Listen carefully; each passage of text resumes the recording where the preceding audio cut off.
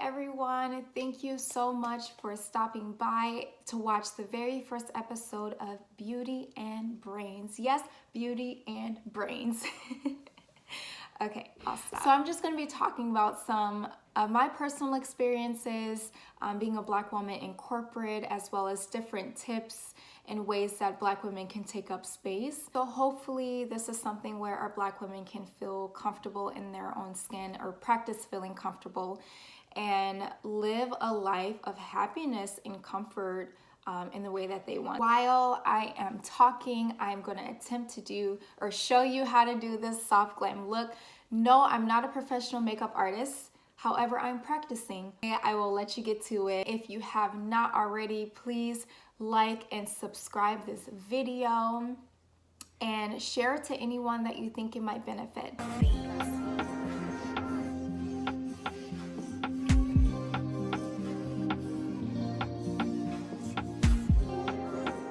Before we kick off into our look, I just want to answer the question, why, Larissa, are we talking about how Black women can take up space? Black women are often seen as less dominant in America from both a racial perspective and a gender perspective. We have the stereotype that we are too loud. We are too loud with our hair. We are too loud with our voice. We are too loud with our style, and we are often judged by those things. And since we are culturally different from others, we are asked to tone it down. Tone down how we are, just so that we can cater to the comfort of others. And honestly, that could make us feel like we are a problem in certain spaces. And unfortunately, some Black women tend to minimize who they are, or tend to not be as bold and loud about who they are because of those judgments and second guessing the way that they are, because they feel or perceive that they are a problem. All right, so I put some of the Smashbox primer, it's the photo finish, on to start off. It's pretty smooth, I like it. And I'm gonna start off with eyebrows because eyebrows are flaky, and yeah. So if you don't really know who I am or what I actually do for work, I currently work in corporate America. Yes, corporate America, as a diversity and well-being specialist. And I'm personally very just passionate about helping people feel comfortable in the workplace. I started at the company that I'm at right now at a entry-level position and worked my way up. A couple years later, I made it into the HR Human Resources department. And honestly, that's when I did start to feel or experience a lot of isolation. I was the only Black person in the department, and I was also the youngest in the department. So not only did I not have anyone that I could relate to that looked like me, I didn't really have anyone that I can relate to from an age perspective as well. And still today, I am the only Black person in the department. That actually brings me to why I decided to step in the DEI space in the first place. Hey, that rhymes. I'm gonna go in with some Fenty concealer to get it nice and a little bit more crispy, and we will be done with the brows. I did notice when I got into the HR department that there was a lack of diversity in leadership and decision-making roles. I walked into this DEI space wanting to make an impact on that and getting more people of color in those leadership roles, especially African Americans. Okay, do not judge me because I'm a geek. I love to research and back up what I'm saying. There are only 4 Black CEOs within the Fortune 500 companies in America, and there's only 3.3% of executives that are Black in America. So right away, I just noticed, that's an issue. That's an issue in our country, and we do need more people, Black people, in these leadership positions so that we can have that opportunity just like other people do. In this role, I like to find ways to continue to spread the message about ways that we can recognize not only the beauty of diversity, but the beauty of having and heightening the voices of Black Americans.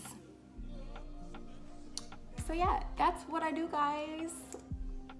If you didn't know already, which you probably don't know.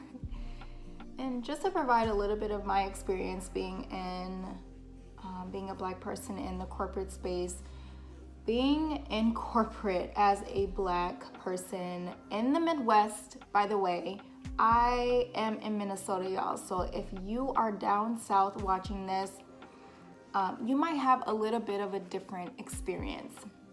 I don't know about you, but it can feel a little bit lonely or isolating. I have experienced a couple of microaggressions in my time just in generally working since I graduated college. And there have been comments about like my hair, which is a commonly known example with Black women in the corporate spaces. Also other comments about even like how tall I am, my nails, my outfits. So just a variety of different comments that doesn't necessarily make me feel the most comfortable,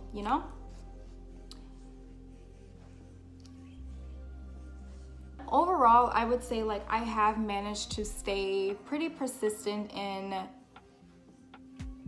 who I am and just leverage the fact that yes, I'm different, yes, I wear these things, and not really having to cave in to trying to fit in with other people and whatnot at work just because I am getting some of this feedback. So just being who I am and carrying myself that way and not being really unapologetic about it is one way that I personally take up space in the way that I like to. And yeah, so that's what I do, So yeah, I'm gonna go in with a little bit of eyeshadow.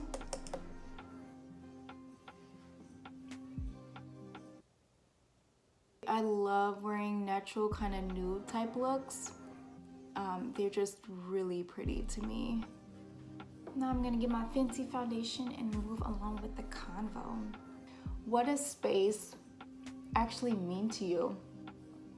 I think that when I talk about space, it means to fully embrace who you are and just leaning into what you stand for, which I think is so important in the way that you just want to live your life, in the way that you want other people to respect you and how you want to respect yourself. Here are just 5 reminders or ways that you can personally just take up space. And these are just things that I have researched or that actually stands out to me as well, with like what I'm personally practicing on and getting comfortable with. So certainly if there is something that speaks to you outside of this, I would just love to hear that, and you can certainly put that in the comments. So the first way I would say to take up space is speak up when you feel uncomfortable or when people step out of place. Yes.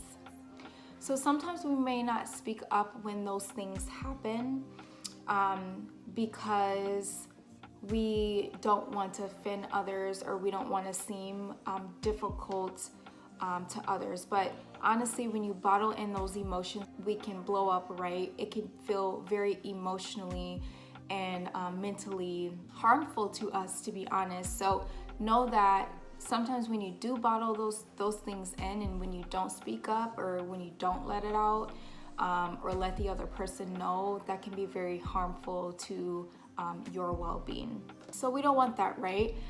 And when I do, when we say speak up, to me, I think it doesn't always mean that you have to be marching around, or just letting them know how that encounter made you feel in ways that they can do it differently next time, so that you can set that boundary for yourself and gain that respect from the other person. So know that your perspective is valuable and is needed in that space. I'm now using again the concealer Fenty. I'm just going to use my little sponge to blend it in. The second way I would say is to wear your hair, wear your clothes, wear whatever you want to make yourself feel comfortable or confident in the way that you like. There just have been these made up rules by who knows what. Sometimes we don't even question where all these rules come from, but all these made up rules about what's acceptable in terms of our hair, in terms of the way that we should be walking around, or the way that we should want to be perceived. I don't want you to go back and look into your life and say, oh man, I wish I would have worn that, or I wish I would have been brave about wearing this outfit that I have been admiring for so long. So those thoughts, when you look back, it's not a good feeling to have all these small regrets in our life. So just live by the motto, your body, your choices, and shake the room wherever you're at, okay? Shake the room. I'm gonna go in with some powder and then a little bit of, you name it, contour. The third way I think that you can make space is raise your hand and share. Yep. Sometimes when we get a little bit nervous to speak up on an idea, a comment, or if we have a question, so we may not speak up on that. In my book, in Larissa's book, no question or no idea is dumb. Act on any hesitating thoughts that you actually have when it comes to you speaking up or sharing something, even when you feel uncomfortable. When I personally feel this way, sometimes I literally just force myself to go out and speak, just to build up my own personal courage, to build up my own personal confidence, and to learn honestly how to trust myself more as well. So every time at work that there is a group meeting or of some sort, I always make it a goal to speak up, no matter what topic it is. And so that just puts me in a situation where I find ways that I can get comfortable being uncomfortable, and also just be more engaged too. I have this NYX Wonder Stick, and then I do have the Fenty powder as well, so I'll go over that after I apply this. Right here. Then I'm going to take my powder brush and dab a little bit of Fenty.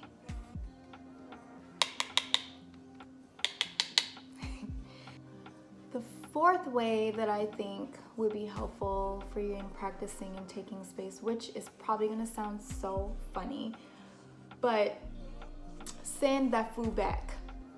Yep, send that food back. It's so funny. It's so common for people to just take what restaurants give them, even if it's not up to their standard. This is something that I personally still battle with and have learned from with my partner, because he will not hesitate for 1 second to bring something back that is not to our liking or to his liking. Just recently, we actually went to Jamba Juice, and one of the shakes or the smoothies we ordered incorrectly, so it wasn't the right one. my thoughts in my head, like when we were like, oh, this isn't the right one, when we tasted it, I was like, oh my gosh, I don't want to go back. Oh my gosh, I don't want to cause any tensions, or I don't want this person to get an attitude because I don't want to get an attitude that they got an attitude. And so just all of those things were just kind of like going through my head.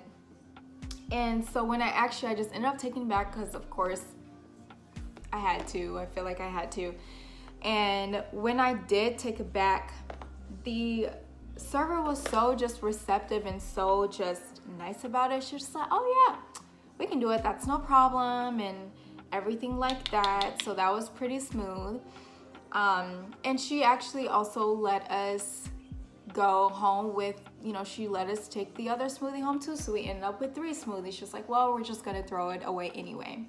Us as a Black community, Black people, we were conditioned just to take things and accept them, even if they were the bare minimum.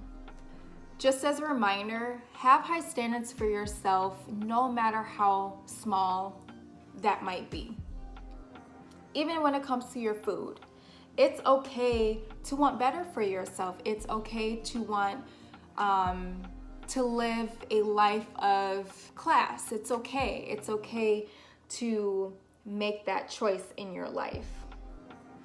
Plus, as my partner likes to say, this food was not for free. So think about that as you are hesitating, and think about whether or not you should bring something back that you do not like.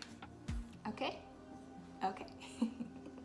The last way that you could take up space is when you bring other people with you into your life journey and into your life experiences. When you build a community, when you build a sisterhood of like-minded individuals, you can, 1, get further when you're together and when you're a part of a team, and 2, you can really find people that you can relate to, that you can just hang out with, that can feel comfortable around, so you're not always in this shell.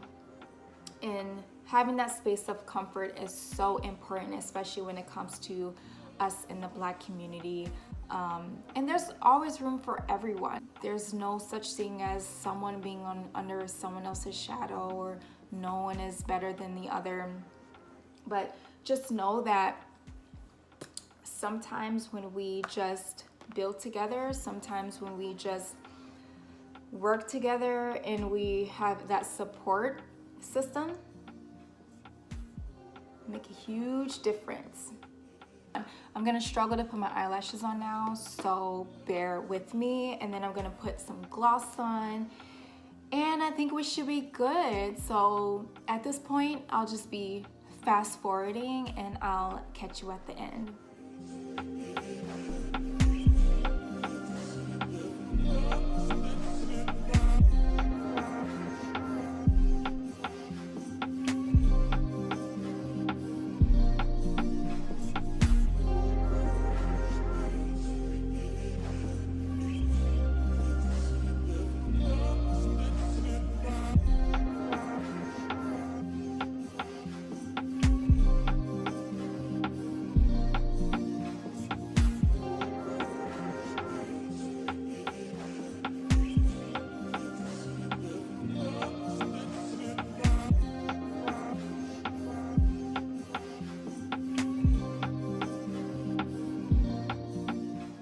So here is the final look. This concludes today, episode 1. Whoop, whoop. Again, please like and share this video to anyone you think who needs to hear ways that they can be reminded to take up space. Black women, we are powerful. Black women, we are lit, and we have to know and understand that anywhere and everywhere we go. I have nothing else. Thank you so much for watching, and I hope you enjoy your days. Bye.